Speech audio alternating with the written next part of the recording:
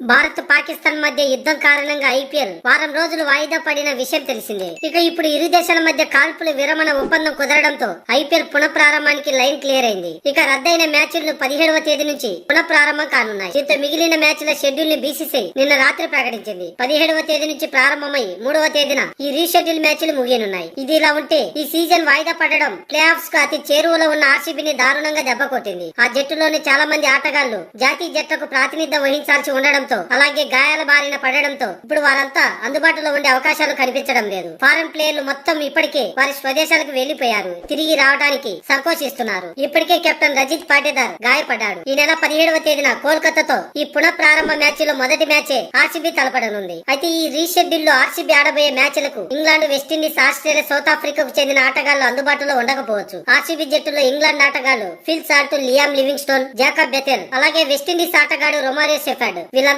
Reschedule లో RCB తరపున ఆడేందుకు భారత్ కు తిరిగి వచ్చే అవకాశాలు కనిపించడం లేదు. జోష్ హజల్వుడ్ గాయం కారణంగా అతడు కూడా అందుబాటులో ఉండడం లేదు. పోతే ఎంగిడైనా ఉన్నాడనుకుంటే ఆస్ట్రేలియాతో డబ్ల్యూటీసీ ఫైనల్ ఆడేందుకు అతను సిద్ధమవుతున్నాడు. ఇలాంటి తరుణంలో కీలక ఆటగాళ్లు దూరం అయితే ఆర్సీబీకి తీవ్ర నష్టమనే చెప్పవచ్చు. ప్రస్తుతం ఈ సీజన్ లో వరుస విజయాలతో దూసుకుపోతున్న ఆర్సీబీని ఐపీఎల్ సీజన్ వాయిదా పడడం దారుణంగా దెబ్బ కొట్టింది. ప్రస్తుతం విదేశీ ఆటగాళ్లు మంచి ఫామ్ లో ఉన్నారు. వీళ్ళంతా ఆర్సీబీ జట్టులో ఆడకపోతే ఈసారి కూడా ఆ జట్టుకు కప్పు కొట్టే కళ చెదిరిపోయే అవకాశాలు కూడా ఉన్నాయి.